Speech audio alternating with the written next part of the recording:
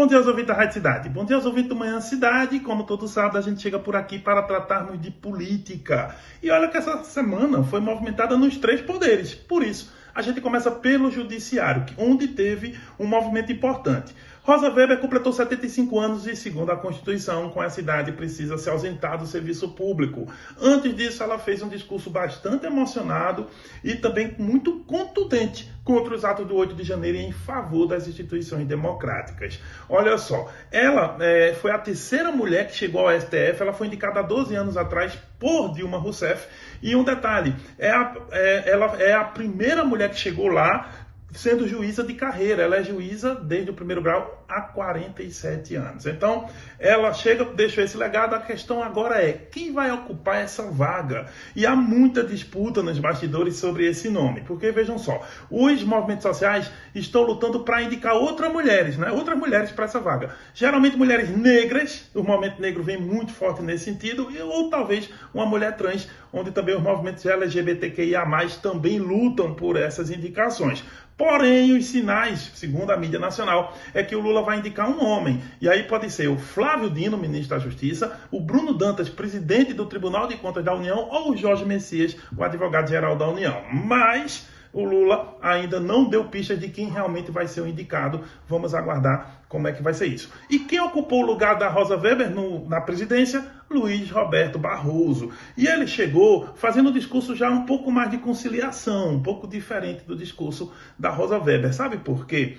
Porque há um problema grande para o STF desenrolar a partir de agora. Olha só, o PL, o Partido Novo, as bancadas ruralistas, bancadas religiosas da Câmara de Deputados têm feito um movimento de articulação para proporem medidas no Legislativo que possam, inclusive, até mudar, anular, talvez, modificar decisões do STF, se essas decisões forem consideradas por eles invasivas ao trabalho do Legislativo.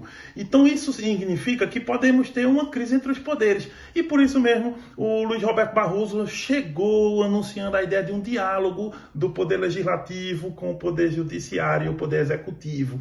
Essa é a proposta inicial do Luiz Roberto Barroso, mas na Câmara e no Senado as articulações, desses grupos políticos estão a todo vapor. Vamos aguardar como é que vai ser o desenrolar disso.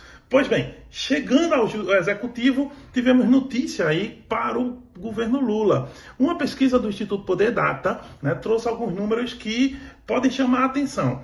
O primeiro número deles é o seguinte, é que 48% das pessoas aprovam o governo Lula e 45% desaprovam. Você pode observar que é um quadro importante. Sabe por quê? Porque no começo do governo, eram 52% das pessoas que aprovavam o governo e 39% que reprovavam. Ou seja, isso está afunilando.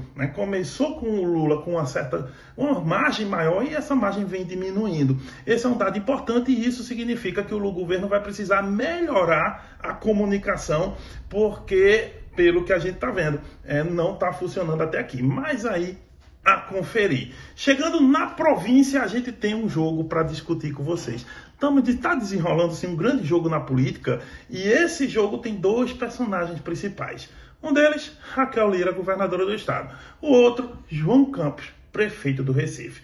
E aí eu venho me explicar com vocês. Olha só, os movimentos de Raquel foram o seguinte, foi uma semana inclusive muito produtiva para Raquel Lira, porque ela teve algumas vitórias. Primeiro que ela encerrou na quarta-feira o movimento Ouvir para Mudar, que começou lá no Sertão, passou por várias cidades, passou por Caruaru e chegou até o Recife. Lá no Recife foi uma grande apoteose, muitos deputados, prefeitos da região metropolitana foram lá ao encontro da governadora, muita gente esteve lá presente ao evento. E ela anunciou obras importantes. Por exemplo, a restauração do Hospital da Restauração. Ela vai colocar obras para que a infraestrutura e o atendimento do hospital sejam melhorados, inclusive porque todos nós lembramos o que houve lá nos últimos tempos, principalmente teto caindo, estrutura precária, gente fora mal alojada ou desalojada na porta do hospital e por aí vai. Então, ela anuncia essa obra e um detalhe interessante é que o único prefeito, anfitrião, que não foi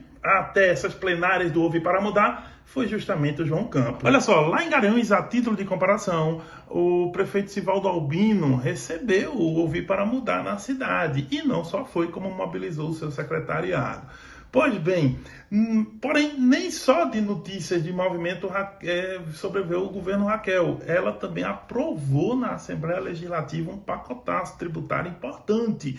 Esse pacote de leis envolveu o aumento do programa Chapéu de Palha em 38%. Inclusive, esse Chapéu de Palha é um programa antigo, desde o tempo de Arraes. Também uma redução do IPVA, que sai de 3% para 2,4%, e um aumento do ICMS, que sai de 18% para 20,5%. E isso só foi possível porque a Assembleia Legislativa, que estava cada vez mais hostil, agora é o contrário. Ela está cada vez mais próxima da governadora ou mais alinhada com seu governo. Porém, quando se contaram os votos, uma surpresa. O PT, Partido dos Trabalhadores, que é oposição em Pernambuco, a Raquel Lira, aprovou com seus deputados esses projetos todos. Ou seja, o PT dessa vez veio com Raquel Lira. Talvez pela questão do Chapéu de Palha, que é um programa que afeta a base legislativa do PT, que é muito ligado à FETAP, à MST e a outras entidades rurais. Mas também porque no começo da semana Raquel esteve com o presidente Lula, como mostra-se aqui nessa foto. E é interessante porque ela aliás, foi recebida pelo Lula no Palácio do Planalto. E isso indica, né, para o mundo político que Raquel Lira está cada vez mais próxima do PT, ou melhor, do governo Lula, da esplanada do Ministério como um todo, e também há muitas especulações de que ela poderia ser uma governadora que migraria do PSDB, partido atual dela, que é oposição ao PT, para um partido da base, mas isso a conferir. Olha só, foi a semana de Raquel. E João Campos? Bem, como eu disse, João Campos não foi à plenária do Ouvir para Mudar Pernambuco lá no Recife. Mas por quê? Porque ele também estava em Brasília e ele também foi fazer uma foto com o presidente Lula.